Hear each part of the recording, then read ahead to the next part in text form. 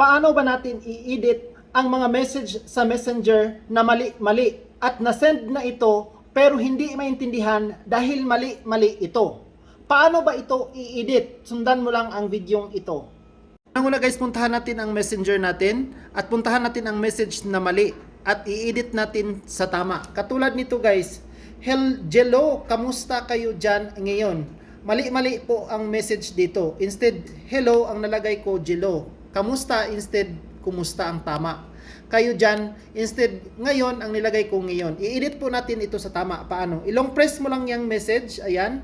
Tapos pipindutin mo yung tatlong guhit na more, ayan, pindutin mo. At pipindutin mo yung edit, ayan. I-edit po natin guys sa tama, ayan. Jello, ayan. Instead, hello, ayan. I-edit natin sa tama, hello.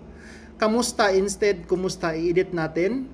Tapos ngayon, i-change natin. At ayan guys, i-check lang po natin pagkatapos na nating i-edit.